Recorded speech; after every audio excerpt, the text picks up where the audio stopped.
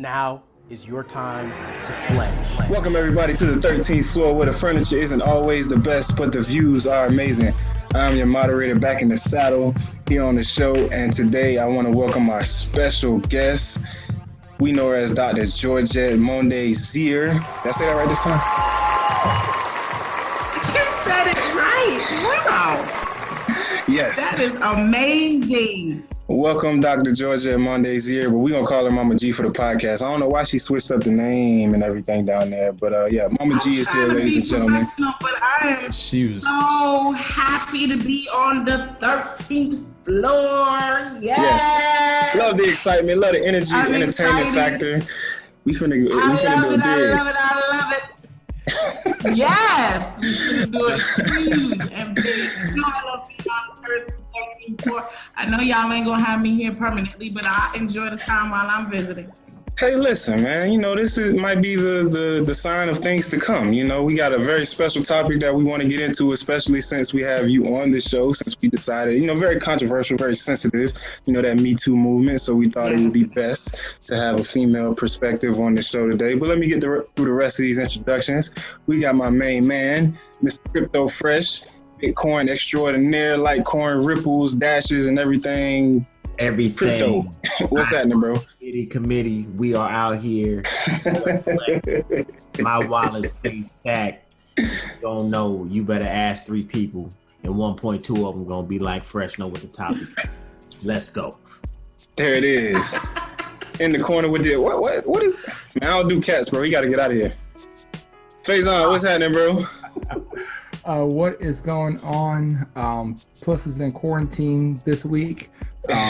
He's in the basement with me. Why is the cat named Puss, man? Why did it have to be? Right. At the time I bought it's so cliche though. No, not really. How many pussies do you know? That one. Gentlemen, we're gonna have to put the square E on this podcast. No, I said the name of the it's not good. Not what you're thinking. The reason why his name was Puss is because when I got him, that was the time of Shrek. So Puss and Boots. And I didn't want to have the Boots part, so I just figured I would just make it Puss. So yeah, that's where it is. But I have a major announcement today. Today is a national holiday for all of us of color, because today that we went on sale today and we got both our figurines for Eric Killmonger and Black Panther. They're officially going on the wall today. Tickets did go on sale. So if you do not have them, get them. Sarah has a shirt on. Wow. Hey, look at this. Look, Killmonger and Black Panther. Killmonger. What a day. We're gonna get the Killmonger. Are here to stay. You feel me? We're gonna get the Killmonger and Black Panther in a minute, because I have no idea who. Well, I know Black Panther. I have no idea who. No. They got 2 different names. They can't be the same. These are 2 different people. Yeah, I'm hoping one of them might be the villain. I don't know. Coach K, you over there on the side, man, with your Black Panther Africa shirt on, man. T-shirt game on 1,000 once again. What's happening, bro? What up? Happy New Year to everybody. I know I wasn't here last week. Neither was I, man. Definitely Happy New Year, everybody. I hope everybody's 2018 is getting off to a roaring start, man. Getting all of the progress made on your goals and everything going forward. And I really hope everybody's trying for 52. That's gonna be big. That's gonna be big. Shout out J Dace, phenomenal. We'll get into that. Easy. Faison, I'm coming back to you before we get into this MeToo discussion, though. Like, I need an educational lesson, because Black Panther's hitting the theaters. When is it? February 16th, 17th, something like that? Yeah, 15th, I believe. 18th, I think. 18th, something like that. Nah, we gotta get it. We gotta get an official. Yeah. Well, Carol, work on that. Who is the Killmonger? What is that? Which one is that? What is that? So Eric Killmonger, that is a kind of an arch nemesis of him. He has 2, but that's one of the bigger ones. And Eric Killmonger has also the ability to get a Black Panther similar style suit. Not as strong, but he is the same person. Michael. I was going to be Jordan. That's his character. Jordan. There you go. Keep it light now. You're getting too geeky. You gotta keep it light for the people. I said Michael B. Jordan. Movie. No, Michael B. Jordan. That B is important. You Google Michael Jordan, He he's Chicago. Rocky Jr. to now he going ahead and he's fighting Black Panther. That's how y'all put it together. The Matrix combined. Yeah, man. So what was the date on that thing, Carol? It's the 16th, February 16th. It is the 16th. National holiday. National holiday, man. Everybody, we got to make sure we go out in droves. We got to see this movie first weekend. We got to kill the box office numbers. I don't know what Star Wars did, but I'm trying to double it. The movie theater. Yes, go to the movie theater. Guys, do not buy the bootleg. Don't hit the corner. Get this DVD. Go to the theater. To the movie theater. I'm giving people rides like it's election day to the polls. Thank you. Hashtag Alabama. Really? Yeah. Back to Absolutely. Obama Have to do it, man. Was getting them. I also want to shout out your girl from Empire. She got a, what's her name? Cookie. I can't think of her name. Taraji P. Henson. But that's Taraji. That comes out this week, Friday. Nah, it's in the theaters, yeah. Friday. That's another one we got to go push and support. It looked like it's on some Foxy Brown type of stuff, Foxy Cleopatra type of thing, man. So definitely want to show the support for those going forward. So with the movie tickets thing, if I buy like, you know, those, like if you have your employer and they get that discounted ticket from whatever the website is, whether it's Perks at Work or Working Advantage or whatever, does that still count towards that purchase for the it counts towards it as long as you just make sure the movie ticket. This is an old thing that people tend to have some wise tale about, but make sure the ticket says Black Panther. The minute where the ticket is a different name and you just take it, check the ticket to make sure it's going. I mean, granted, this is Marvel, so I don't see it being that big of a, you know, a skeptical scam thing. Like when the movies was coming out. Yeah, or what was the movie that came out? The Slave, the 12 Years a Slave. Birth of a Nation. Birth of a Nation. Yeah, that one was all mixed up. This is more mainstream, but still we gotta support it because there's many more characters that can get some time if we go out there and take care of it this time around. It's not just about the characters. The whole cast is minority. The director is a minority. Yes. For this is just like Wonder Woman just did, you know, record sales for a female director and a female, you know, lead superhero, where this is the same opportunity for minorities to get more of us in films. It's not just about Black people solely. It is about all minorities, people of color, you know, in large roles, and not just in front of the screen, but behind the screen. To have a director who is directing a film of this magnitude is groundbreaking. We need to support, we need to show out, we need to get it. Hey, real talk, this thing is so big that while I was in Cozumel, just walking in the tourist area, they had a store that was actually selling superhero paraphernalia, and they were sold out of Black Panther stuff. Yo, Toys R Us has it up. I almost bought it. I'm so happy to see it. Girls, even the young, the women parts are the parts that the women play, the supporting parts in the movie. They're really powerful, ethereal looking. I mean, the costume designers did a really good job of making sure to represent the women in this genre as very powerful and sexy and strong women. So I think it's gonna be a good thing for everybody. Can we scroll that definition of ethereal? Yeah, because she definitely lost me with that one. But hey, that's why she got that good doctor in front of her name. And I want just to add on to that. Yes, those women and the Wakanda tribe are the strongest women in the Marvel universe. So they're not just like they go in first and he comes after. Like they are big time. Yeah, they're not playing. Mm-hmm.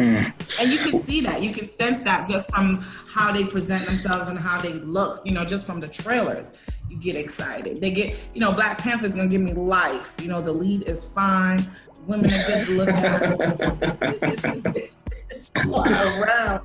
Everybody can go. It could be a family experience. You can't even be mad at your husband for looking at this one. You just gotta share. Just ride. Easy. Well, yeah, sticking with the women, man, like it's definitely been a strong year for women. Definitely been a strong year for Black women. But the purpose of the podcast, like we said, very sensitive topic. So we wanted to do it the right way. This MeToo movement that started sometime last year and has had momentum and been gaining a lot of traction, giving women a voice for, their bouts with sexual harassment, sexual assault, and kind of tackling that male-dominated culture. But it's a lot to digest from a lot of different angles. So, I definitely want to get you guys' take on the movement, what it's been doing, how it's been affecting our community. And, we'll go around the room and kind of dive into from there. But I want to start with Georgette, being the woman on the podcast, give you that opportunity. Well, so I did a little research, and the MeToo movement actually started in 2006, really dating back to 1999. And it started out as to support women who have experienced sexual violence. And I think it's really clear as we have our discussion, it's really imperative that we make the demarcation between sexual harassment, sexual assault, and sexual misconduct.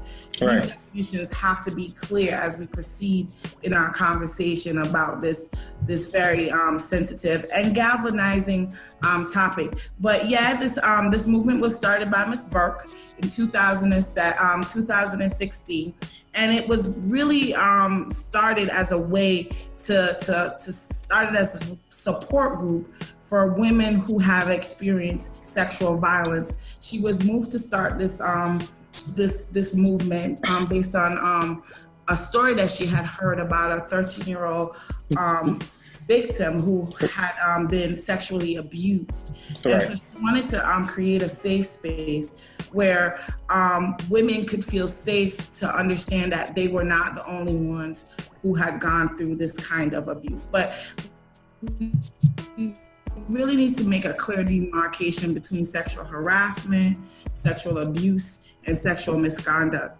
So sexual assault is a crime and is punishable by law, right? And sexual harassment is unwelcomed advances.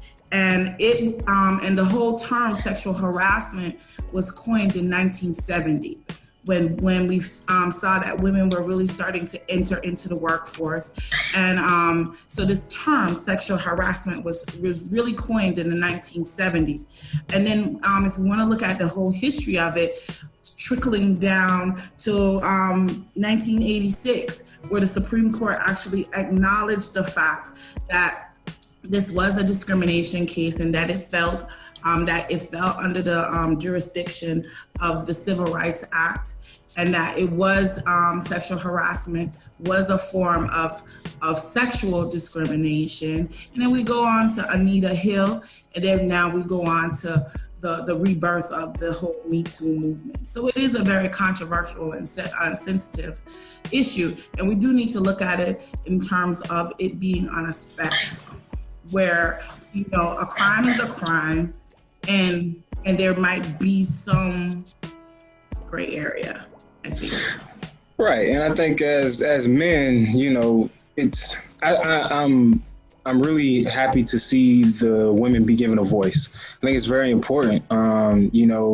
As a victim of sexual assault or harassment or anything, that you be able to tell your story. And I think that's one of the biggest things biggest hurdles it is to actually, be able to be strong enough, courageous enough to speak out about those who have wronged you. So I definitely appreciate the movement for what it's done in that regard.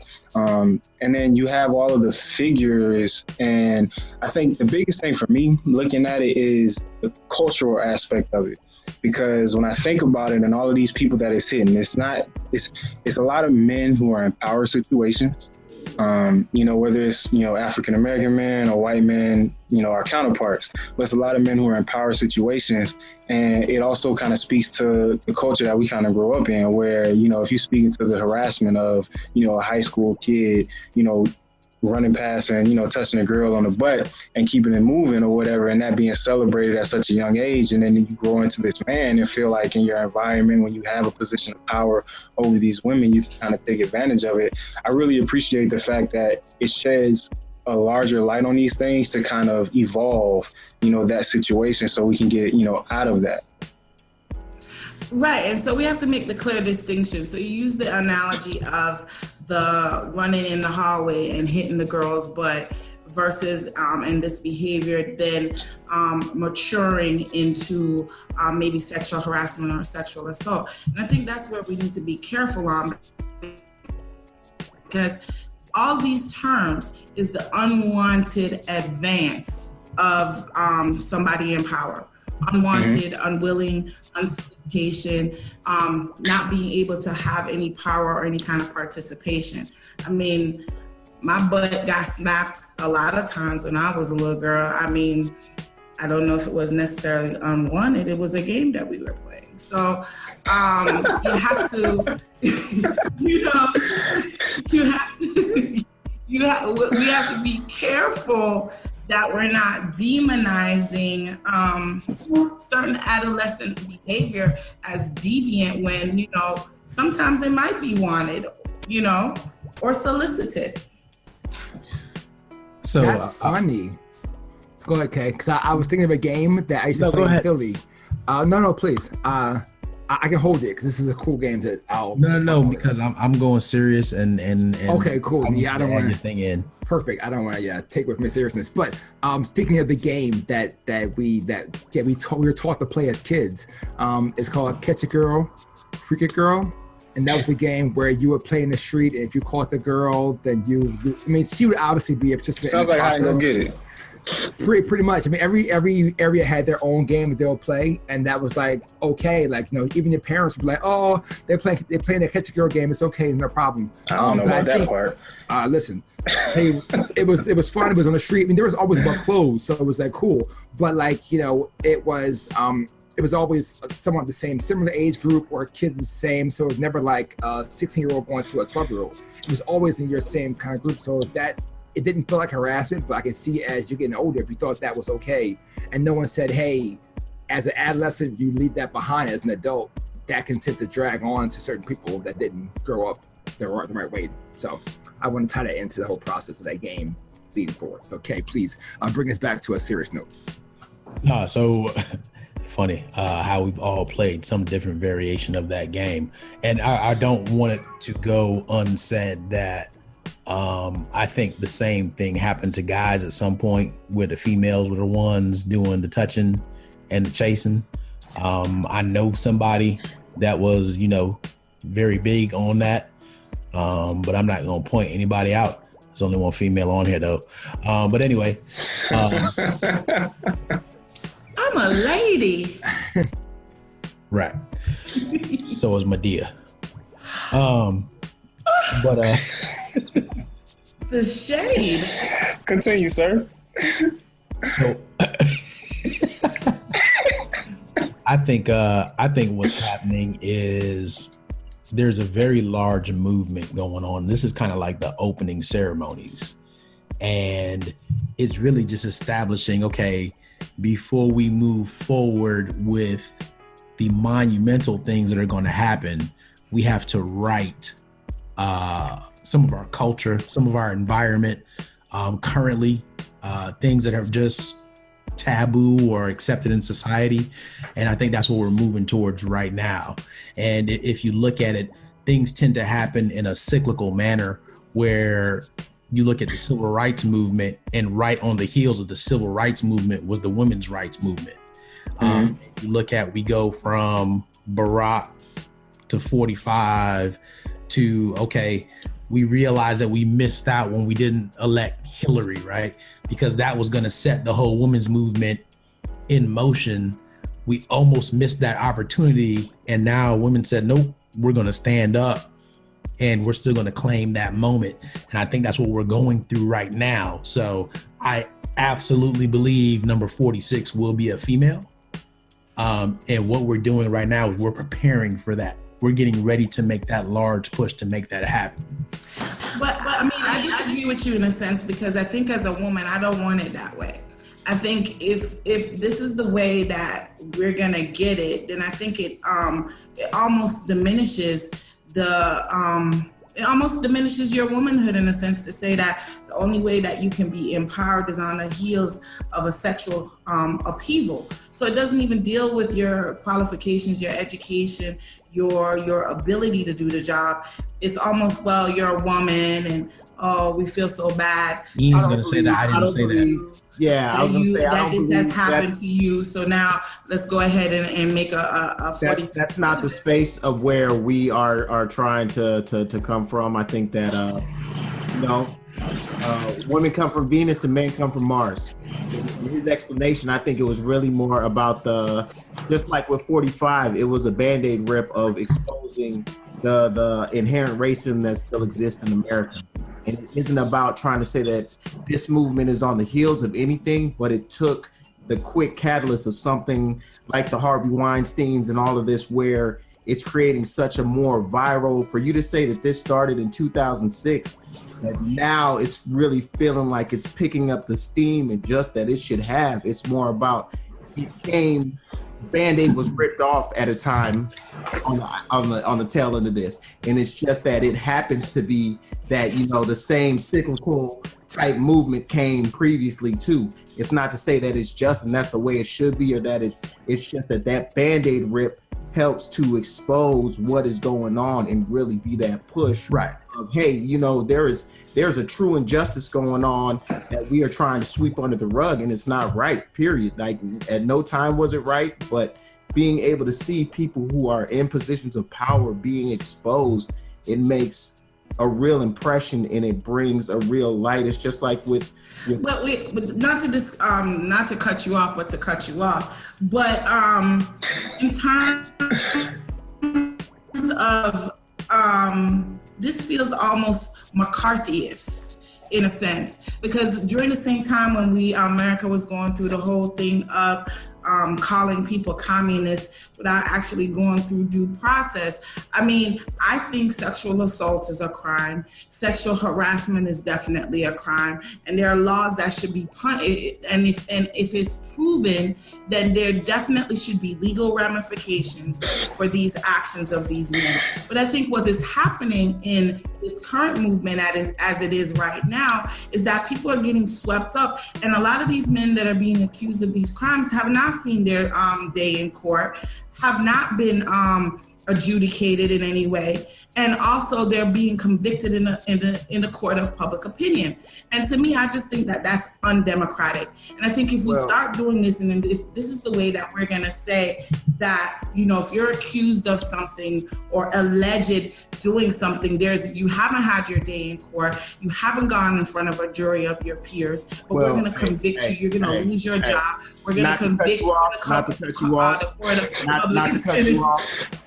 you off, but to cut you off, there was no broad stroke that was brought over the presentation that both me and Carol made, that I totally agree with you, that there is a lot of white noise that comes with the creation of a movement. It's no different than Black Lives Matter. There's a lot of white. It's completely different than Black Lives Matter. Listen, let me finish my statement before you just assume that I put it into some similar box. My point being is that no matter what the movement is, there's always going to be things outside. You are 1,000% correct. Of course, the amount of people now saying they are being sexually harassed, and that there are issues that are going on that, hey, we're accusing people without giving them their just due. Of course, that should not be going on. However, the good of the empowerment of especially women being able to come forward and say something now, when previously, historically, that has not happened. You have to be able to, hey, this is something we have to fix with that movement, but the good by far outweighs the bad. Argument that women have not, that just since within the last 6 months that women have just started reporting sexual harassment and sexual I'm not saying that at all. Misconduct is a misnomer. If we go back to the history, if we cash in the receipts, I'm not saying that. 1991, Anita Hill took Clarence Thomas to. But I'm not saying that. However, the light that's put on it now, and the strength, and the just last night, Oprah Winfrey made one of the most empowering speeches I've heard in quite some time.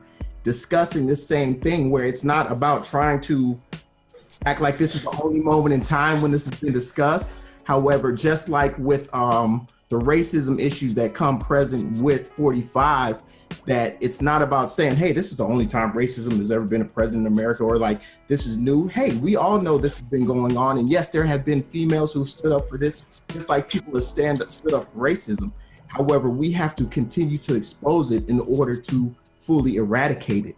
And it's about the fact that the light that has been shone on it, and not just the light, but the movement that has grown from it, that has you're telling me it started in 2006, that the power that is created in 2018 is by far outweighing what was going on in 2006, and it needs to continue to grow. What power? The directors of the Golden Globe last night had a blackout, and I'm wearing black in support of the blackout. So they had a blackout. They had all these women wearing dresses, these black dresses, to show solidarity for the Time's Up movement. But yet in all the categories that counted, women were still not represented. Directors, all 4 directors were male.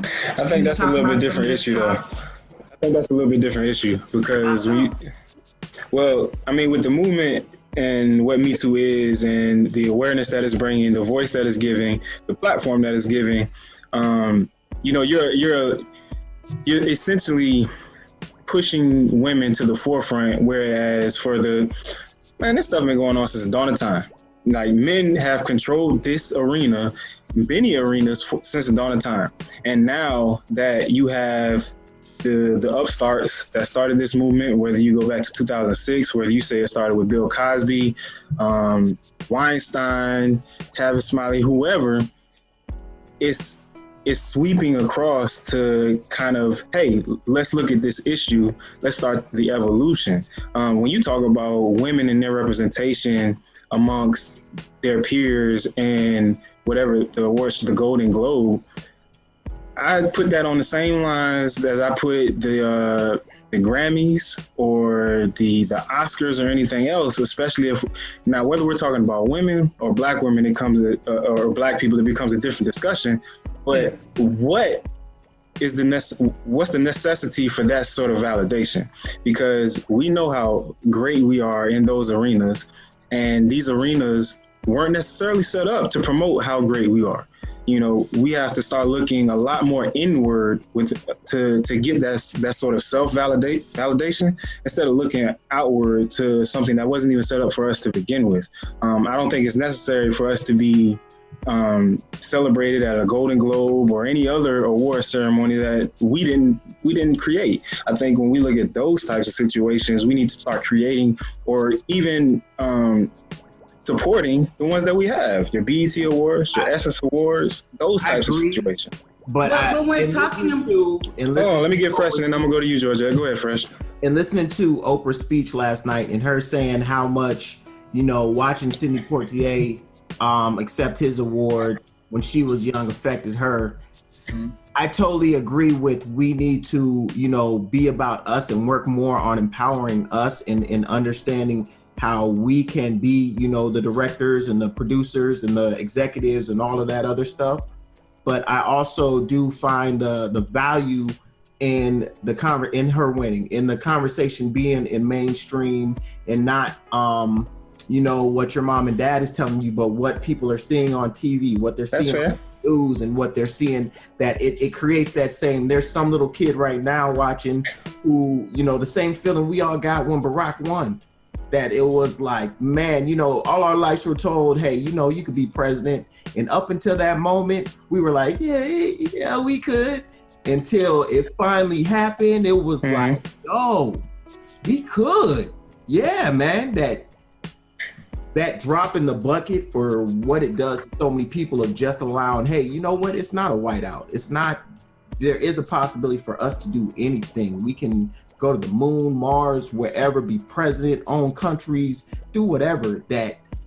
That's what I love about it. It's not the broad stroke of trying to act like, hey, because it's, got some exposure now, it all of a sudden is the end all be all, and it just, solved everything. But I appreciate just like with 45, I appreciate the exposure and the conversations that are now had, and that Band-Aid is ripped off, that, hey, people understand, hey, we may not necessarily know how to fix it right now, but we know that we have to really work now at fixing it, as opposed to just kind of, okay, that's there. Like now, like there's actively trying to figure out what can we do. Hold on, Carol. I want to give Georgette an opportunity to say what she was going to say, and I'll get you in a second. I think it's interesting, but like some of the names that we brought up, like for example, Bill Cosby. Bill Cosby is being charged with assault, sexual assault. Sexual assault is a crime, right? Weinstein, he's being charged with sexual harassment. It's all wrong, but there's a spectrum of what we're talking about. And the real issue that we need to talk about is really acknowledging and seeing women as powerful equals. It's equality. But when we have this conversation, and as we're having this conversation, it's almost making women into these damsel in distress that needs to be saved by their male riding in on a white horse to kind of save them, to then prop them up into these positions of powers, as if they can't necessarily get there on their own. As a male, I've never felt like that. I always felt like it's empowering women to say like, hey, we can do whatever the hell we want to, and I don't need you. Like I've never come across any female who's, involved or impacted by that movement who has a stance of feeling like I need to help them, or that I need to, that they need me for anything. I can almost, like any female who I feel is impacted or touched by that movement, or has, watched that Oprah speech, for instance, like they are more on a level of, hey, I can run through this wall. I could build a house right now and I've never even touched a hammer. Like, I don't need you for nothing. I'm empowered. I feel that, like, I know that we can do whatever, and not allowing a small issue to define me, that, there are people who are in powerful positions who have gotten past, things like sexual harassment, not to say that they're right by any means, but they have not allowed it to cower them into positions of not being successful, that they've learned to push past it and call out their accuser and still be motivated to be a successful member of society. And that's really more what I get from it. I don't get that it makes anybody feel that they're, hey, this is a damsel in distress situation. It's more right. I'm empowered to get it. Go ahead, Carol. Yeah, I think what's happening is that this is just this small conversation between the five of us is really just a representation of, look, the gun has been cocked for a long time. Yes. And it's ready to just go off now. And that's what we're watching. And what I was trying to say was, let me clarify, is that the whole sexual assault, sexual harassment, that's just housekeeping that needs to be done, right? This is something that needs to be done. That's to say that, hey, you will respect us as women. You will not continue to exercise this power over us. Exactly. My thing is that that's just the catalyst to something bigger that is to come. And it's an institutional thing, because if you look at it, Black men got the right to vote. It was passed in 1869, ratified in 1870. Women didn't get the right to vote until 1920. Right? So this is something that is institutionalized of, look, we would rather give these Black men the right to vote before we give our wives and our daughters the right to vote. So that's how deep it goes. And I think now we're getting to the point now where we're trying to right all of that. Right. And I don't, go ahead. It's not about Black women. It's women. Period. Well, Black women have a totally different bone in this fight. You have a totally different bone, but here's the thing. A totally different bone in this fight. If we want to talk about, if we're in talk about this MeToo and sexual harassment, it's a totally different conversation that we're gonna have if we start talking about Black women. in this conversation. It is a totally different conversation. Why? Because you all have been the forefront of our family structure for a long time. So you already have some of what the other non-Black women are trying to get. You've already claimed that power.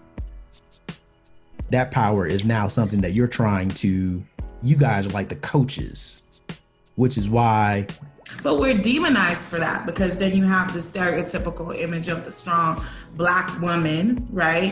And that she's too strong, can't keep a man, can't keep a family together. But that's what Black women have to gain out of this, because when the non-Black women are now granted, or they go and claim this power, that evens the playing field for all women, where now you can't look at the Black woman and say, oh, she's, you know, the angry Black woman or whatever she is. No, she's just a regular woman just claiming her power and her respect.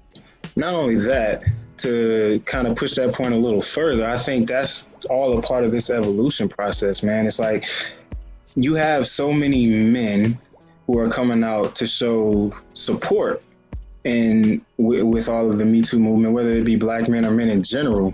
And I think that's it's a true sign of humility to some degree, because and I think an earlier point you had, was the it almost sounded like you were saying the minuscule nature between the harassment and the assault situation, or the fault. Maybe it might have something to do with the voices that are kind of like, it's too many people, or it might be some falsities now. And these are dangerous accusations. You can kill a person's career, livelihood, just with the power of your tongue if it catches the right ear or it catches the right voice. But I think that even amongst our group, it's very interesting to see, you know, our stance on it, and it's kind of it's almost antithesis to your stance on it. And I think that goes to show like the support and how we are trying to evolve as men in support of the women, to kind of give them, like I said earlier, I think it's just your time at this point.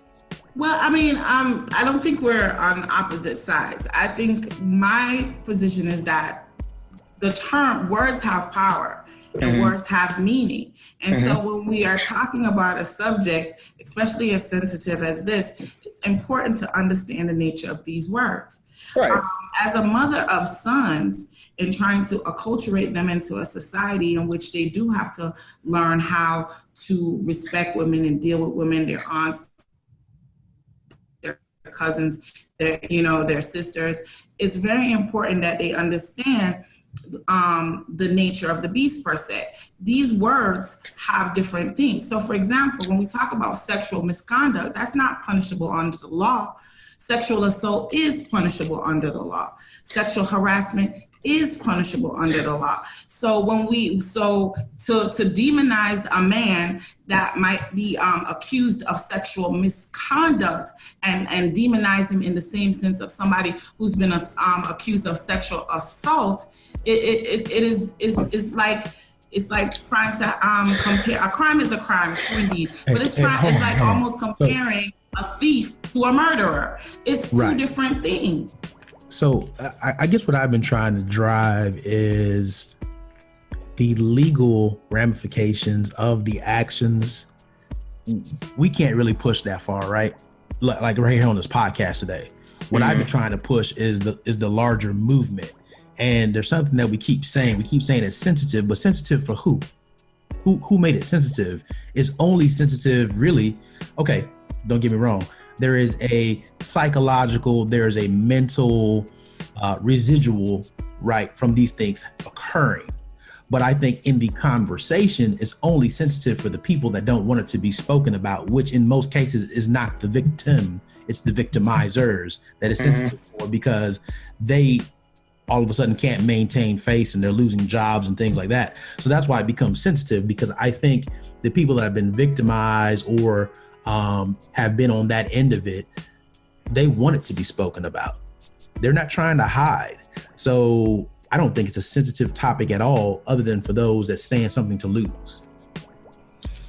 And even in that, right, I think when we talk, excuse me, when we talk about the differences between the harassment, the misconduct, the actual assault, I think the punishments for those who've had them come up have fit the crime. I mean, the assault, obviously, most of those accusations, they've run out of the statute of limitations. However, the Harvey Weinsteins or whoever of the world who have been, preying on women, quote unquote, for this period of time, like they deserve to get their just due over that time. Just like the person who's accused of sexual harassment, whether it be in the workplace or in the environment, not a demonizing effect of it.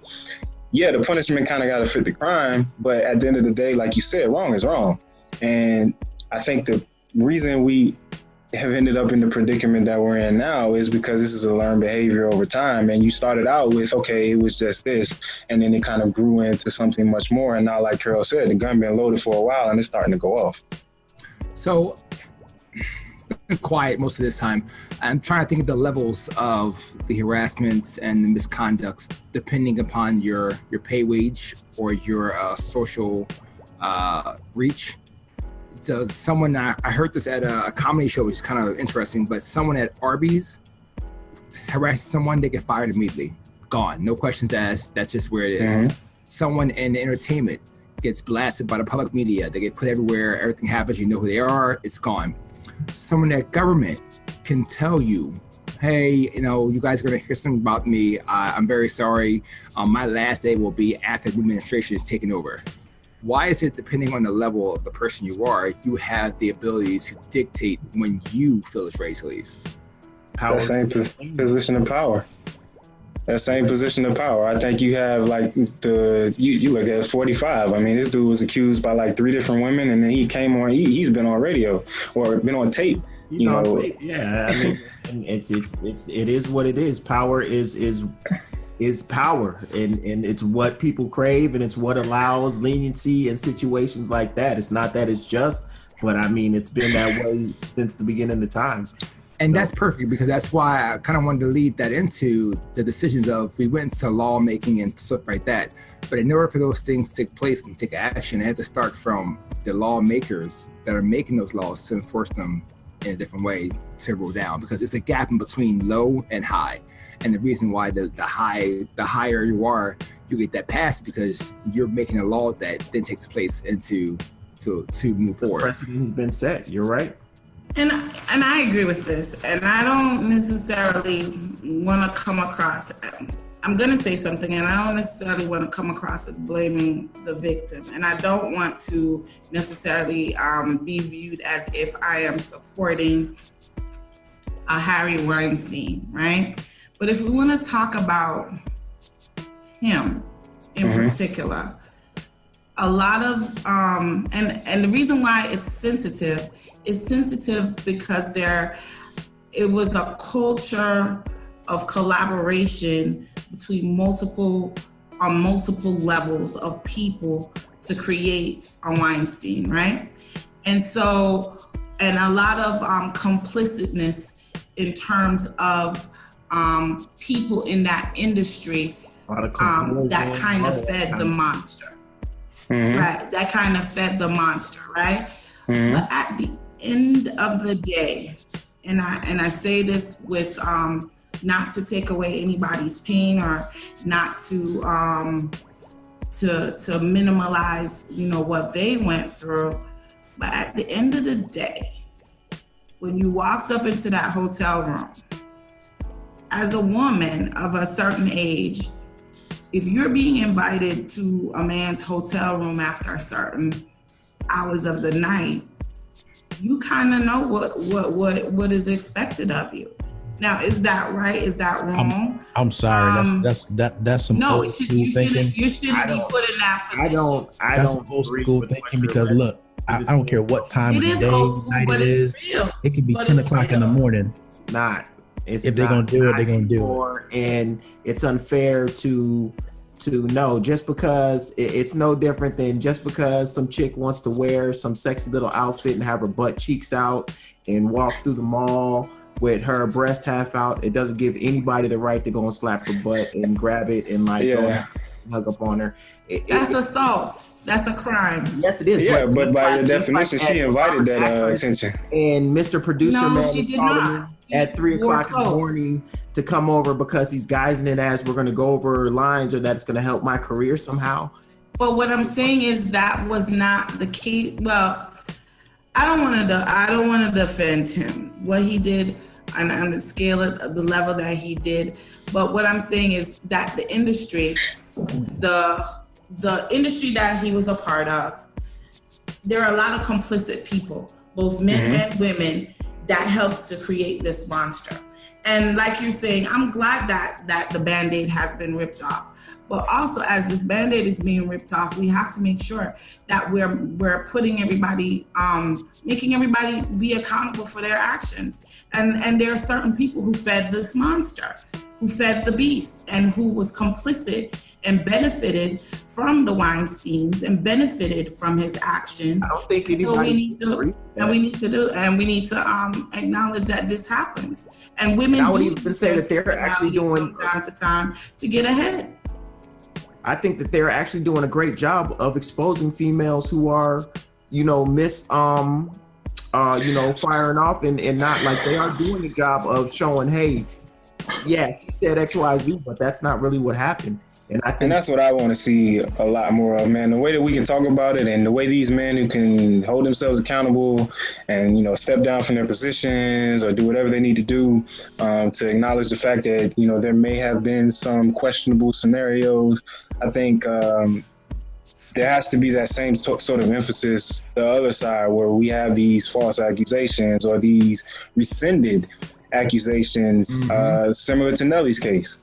Nelly had a rape case not too long ago, and her testimony ended up being rescinded. He was adjudicated of all the wrongdoing or whatever, but that doesn't get the same amount of press. And when we talk about, I heard the analogy on the radio the other day, it's somewhere between 3 and 5% of these accusations end up being. They frame it as like false, but it's more so like these are the people who spoke up and kind of just rescinded their accusation or saying that no, that's not really what happened, or I'm just going to take back what had happened.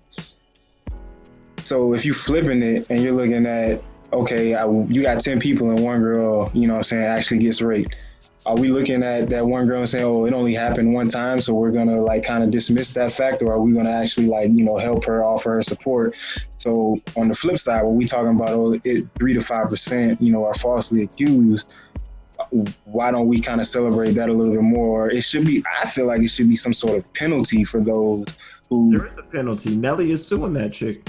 And Oh, it definitely needs to be exposed more. And I think it's suing her in on the path to, you know, collecting, where of course that needs to be brought more into public eye, and of course the negative story always gets more publicity than the positive one. But these are things that, hey, we are working to improve. It's the exposure allows for the increase in the improvement. So the exposure allows for an improvement. The fact that we are able to have these conversations, and more importantly, Oprah Winfrey won that award in a room full of mostly white people, and had them all standing up for, you know, making a lot of the same points we were talking about tonight, and that they were agreeing and understanding, like that's a big thing. We wouldn't have thought that would have happened when we were 19, 20 years old and watching, you know, the Oscars. Like, those are conversations that were swept under the rug. And so for these things to be exposed, this is what helps to make the impact, to make it the way that it should be. Nobody's saying that it's right that people get falsely accused and that it should empower people to make false accusations. But I am saying it's awesome that people who have been fell victim to those situations now feel empowered to not sit there and cower and feel that it is acceptable, that they are now saying, hey, I'm not going to stand for this. And more importantly, people are backing them up, not just other females, but men are also backing them up and saying, hey, we are not going to stand for it. We want to have the equality that should be. Well, question. Where do they go? So the people who've come out and said that, hey, I've been abused, or I've been, you know, they get the red light on them. Everyone's looking at them, you know, as the victim. The only ones that I know that's had success thereafter are the ones that said, I saw it happening and I said no. For instance, the Jennifer Lawrence. She said, yeah, I saw this happening and I was like, I'm out. I don't care. I'm going to go my own way. And she's, the highest paid actress. She's still making big things. But people who have said, hey, yeah, I was abused, I was that, in the past, their names are just smothered with mud because they are now stepping out, even with the Me Too's. So I think that as we continue to grow the Me Too process and we get on, there needs to be a platform where there's people who have been victimized have somewhere to go. So if it's Me Too, no problem, cool. You still can be a Hollywood, top biller, even with that process behind you, instead of being the one it's just a vicious cycle because you say what you want to say, you do what you want to do, but then you get pushed back to this box. There shouldn't be a separate anything. That's kind of what this. Yeah. That's the problem, though. It is the problem, but that's what is that it shouldn't be about creating a separate lane and affirmative action part of claiming you're being victimized. It should be that there's an equal playing field and understanding of, hey, no means no, and don't take advantage of people, and let's all live as an equal society. But again, when we're using these terms, no means no, that's associated with rape, and rape is a crime.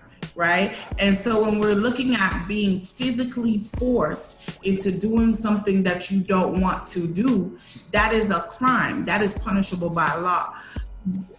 What I'm cautioning, or what I'm sounding the red flag on, is this what I hope we are not getting ready to do, is to do something similar to what people experienced during the McCarthy era.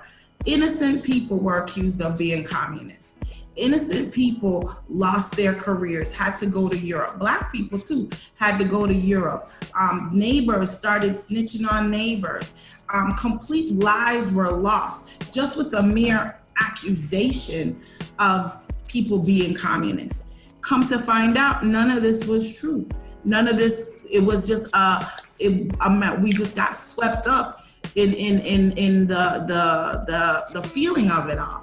And so my caution, the only caution that I would have, is that this to me feels almost as if we're going down that same path where we're just accusing people, we're not adjudicating them, they're not getting their day in court, they're being convicted in the court of public opinion, and people's lives, good, bad, or indifferent, is getting destroyed by a mere accusation. And I just don't think that that's right. I would just like to say that I don't necessarily agree with. I agree with the fact that yes, they should not be the accuser should not just automatically be blank cast. But I think that in today's society, I'll give a good example is Russell Simmons. And I mean, yeah, he had stepped down, and there's a lot of controversy around what's going on with what he has been accused of. But he's been able to make his fair attempt in a public forum of doing the same thing, adjudicating himself and being able to put in perspective what happened and what went on. And I mean, at the end of the day, of course, nobody wants to broad stroke this. Nobody wants to say like it's a red or green light. But at the same time, it's about there is good with bad. And yes, those people who are falsely accused need to have their fair ability, and you need to be able to articulate. But especially all of us as men, I guarantee all of us have been in an uncomfortable situation where you did not mean to have something come across sexually that you can tell some female took it sexually, and there's a weird tension that you did not want to have there, that it was not even your intent. So we all totally understand and have been in that situation where it's like, man, that could have turned out as a way uglier situation. But at the same time, all of us as men have come out of it unscathed and been able to, hey, if that arises, you own it.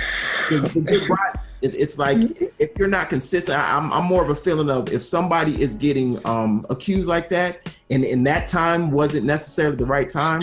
Sometimes it's because they've been doing it so long unknown to people, and that even though that wasn't the right exposure, it was false, that there was still some bad that was going on. There's a potential there that everybody has to get their just day. But I enjoyed the exposure and the talk and the conversation. it far outweighs the potential of, potentially somebody, the false accusers out there. I think that the empowerment of the actual victims is a better bonus than the failure that there is on the other side. Yeah, and I'll say this, and then we'll go ahead and wrap this thing up, man. Great discussion all around. But it's, with the like how many cases have we actually seen where we've had that false accuser come forward? I mean, as a dude, as a man, if I know I didn't do something, I'm going to be pretty adamant about the fact that I didn't do it. If it's something that I need to own, in the case of like a Russell Simmons who came out and said, hey, I don't know. It might have been some questionable situations that I was in, but I don't want to offend anybody. And if this is what I need to do for the sake of my business, I'm going to own it. And I see a lot more of those situations than I do the opposite. So I think it's definitely worth the precautionary methods, or it's worth thinking of going forward with the McCarthy effect of these accusations. But I don't necessarily see that coming forward. I mean, majority of the cases that have come out, like you have dudes like agreeing, yeah, I did it. I got to step down. You have senators who will step down. They're fighting it all the way down. But, and the ones who feel like they didn't do anything really, really voice their opinions and really fight their battle on it. So we'll just go ahead and leave that there, man. Great discussion again. Mama G, appreciate the fire and everything. Fresh going back and forth. We're going to go over the art, man. We're going to get your thought of the week. We're going to hit Fresh for the crypto moment, and then Coach K going to take us out. All right. Thought of the week. Live so that when your children think of fairness, caring, and integrity, they think of you. Ba-da-ba-ba-da-ba. That's it. Hey, that one was in the trigger, ready to go for a while. Just waiting for the right day to say it. Easy. I'm gonna make a small amendment, man. Georgette, I'm gonna have you close us out, man. That way, you can give us your piece. But Crypto Fresh, yes, a lot of crazy stuff going on in the crypto world, man. I was watching it today. I saw Ripple took a nosedive. Bitcoin dropped a little bit, man. So what's the tidbits you got for? What is it? The biddy you got for us this week? Biddy committee, yes sir. This week in crypto, what shall I expose you noobs to? It's just a real understanding that crypto is here to stay. Everybody has this, false accusation that it's some type of monopoly money, but it is really currency that is backed by mathematics instead of gold or some other, which our currency isn't even backed by gold anyway. That the strength, that's the monopoly money. Exactly. The strength of what is being created now in the large range of people who are everything from, I talk to people who are 18 all the way to 65 who are heavily involved and invested in cryptocurrency and the involvement of blockchain technology because of the way that is going to and is already impacting various industries that affect our lives daily.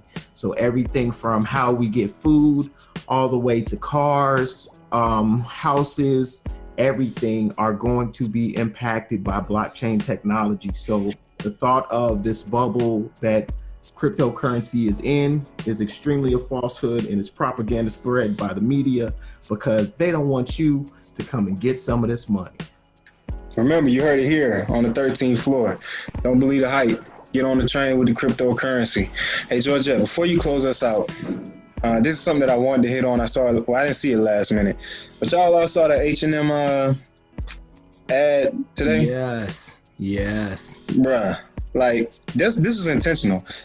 I think Shay got off, you know what I'm saying? Theirs was a little bit questionable. There was another one that happened not too long ago. I can't remember.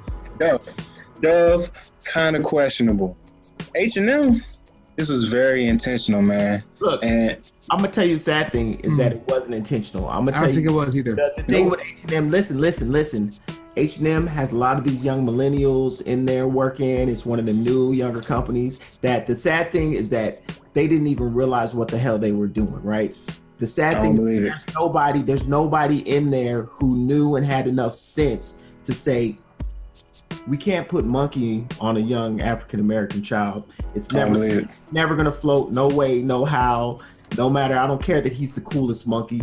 There's no monkey that any black person wants to be called. We can't do it, and especially not sitting next to a Caucasian child with the, you know, pretty much the king of the jungle on his shirt. Like, it's just not gonna float. I'm not. That's why I'm not letting them off the hook. You got this white Caucasian child with the daggone lion on his shirt. Then you got the black child with the coolest monkey in the jungle. Let me tell you, we as this happened a year or 2 years ago. Target, or it was Target or Walmart, did the same thing. Like, no, I didn't see it then. I'm sorry, I missed it. But it's we take too much weight because we are too active in looking for all of that stuff. My How do you miss it?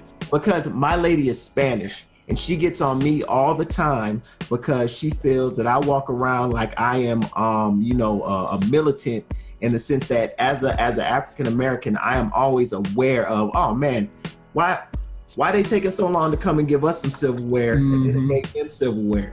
You know what I mean? Like, that's just the way that we are. We are aware of it because we have lived it, and that's our cloak. Whereas, like I said, I'm not saying by any means that they're right, and they deserve everything that they are getting outlash from what is going on. But I honestly do not believe that it was like, oh yeah, we're gonna put this monkey thing out here. Like, I don't think there was one person in there who was that conniving. It was the airheadedness and the, oh my God, it looks cute and it's cool and XYZ, and just, yo, we're throwing it out there, and look, it's such a cool little trendy, hot little ad, and we got the black kid in the front. He's the forefront of the ad. He's the coolest kid. He's the coolest one. He's the coolest monkey. Listen. It was oblivious. It's animals. Kids love, and we gave the kid the black kid just chose that shirt. That was the shirt that he wanted. That we didn't even, it wasn't even nothing like that. It's not to say at all that it's right, but they are. I've come to realize, especially like that younger generation, they have a neutrality and a disconnect from the history of racism and the feeling of feeling like less for no reason. Like, they don't understand a lot of that and understand like what those things represent and how, like, hey man, you can't put that message out there at the end of the day. Like, they're totally oblivious to it. Look at God. I'm also on something. Yeah, I'm also in that bubble, and I know I can. For those who are not watching right now, and those who are not on YouTube or Facebook seeing this, the steam coming out of Coach K's ears are about to explode. But I also have lived and probably still live in that bubble where I was like, oh, I see it. I understand where people are upset about it, but I would also see how they were like, oh, he's the coolest kid, and he's like the coolest. So coolest monkey. Listen, but I've never had an issue. Monkey. Listen, yeah. I'm telling you, I've yet to have an issue where I was a victim of any kind of either in my faith racism or anything. So I don't know. My first thought isn't always that. So I can see where it could be a mistake for someone not catching it. Now I can understand. BFBG over there. I'm just saying, like, I haven't. I have not. So I can understand where it came from, but it's still second looking at it. Someone else should have went through before it gets published out. Say, hey, this is cool. It should be a step process for the HR team to verify. A step process, but the sad part is that step process included people who were totally oblivious. Listen, all about was it's a shirt and it looks good and the ad is there. Okay, yep, they're centered right. All right, it looks cool, and it's definitely not right at all. But the messed up part of this situation is that they are oblivious. You want a shot there, so it doesn't matter to me. I can't fit clothes there. So. Steve Lebomsky and Carl Person, y'all gotta take this L, bro. I'm sorry. And H&M used to be my go-to spot. Really? Well, that's the other thing. I've never been an H&M person. I might have one shirt in my closet and maybe a pair of slacks from H&M. But we didn't even get Coach K's tape. You have a pair of slacks? A pair of slacks, brother. They fit your thighs? I was gonna say H&M is gonna be real tight. Put some hard bottoms on, Jack. Click the thing. Frisco fresh, baby. Come on now. You gonna mess around and get sexually assaulted? I know, right? Carol, did you have anything you wanted to add to it? Nah, man, I'm not even gonna open up that can today. Man, come on, man. I thought you'd go be with me. I'll save it. Listen, man. Go go. You can save it. Here's the issue. For anybody to say, including Fresh or whoever, that we're too aware of these things, it all depends on who you are, because there are certain other communities that if they feel like, ooh, that you're talking about us, that's not right, that stuff gets recalled. It just happened 2 years ago with Starbucks. Something came out on their cups and they were just like, that looks too much like a certain thing. Oh, recall all those cups, take them back. To me, it's the same concept. I want to be respected like that as a people. That like even if it's not, but it could kind of is. I'm not in support or saying that it's okay or to let it go. And in my saying that we are aware of it, I'm saying that we are the ones who are aware of it. I'm not saying it in the sense of, oh, well, man, we're just more aware of it. So, we're being too sensitive. I'm saying in the sense of, yes, we are aware of it. It's not right. I don't think that it should have made it through. And yes, like you said, everything that they are getting right now and more is reserved on them for not being more aware and understanding the exposure. So I apologize if it came across as I was trying to take it as we are too aware and we're being oversensitive, because that's not the point. I would say when you sweep the dirt under the rug, it accumulates. It's just under the rug. It's there. Michael Jackson, they don't care about us, got recalled. It did. All right, whatever. Well, Dr. Mondesire. Listen, I don't stop there anyway, so. Yeah, I used to. I need somebody shoot in the comments, man. Tell me somewhere else I can go to get my tight pants and my Zara. Who? Zara, Zara. Ain't that a female store? No, I thought they only sold female clothes. No, the men game is on point. What I hear, I can't fit anything, but that's what I hear. Zara, you just got a new customer. I'm coming to check you out online. Dr. Mondesire. As long as your metabolism don't slow down and you don't start to get, like the rest of us, you better stay that model. Listen, bro, three times a week. That Zara and dad wear, just so you know. Just stay slim and you'll be good to go.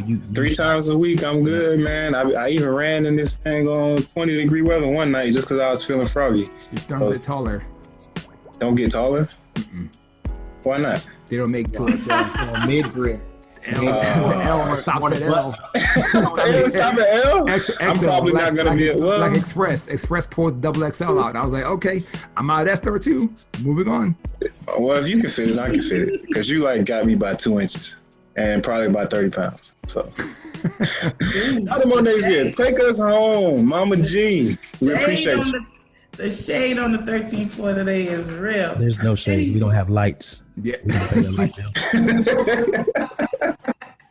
Well, Dr.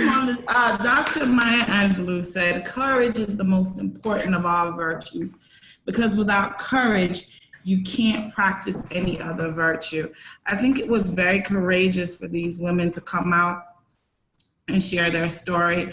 And it was very courageous for the women in Hollywood to create the Time's Up movement. And I think all these movements are going to work for the good.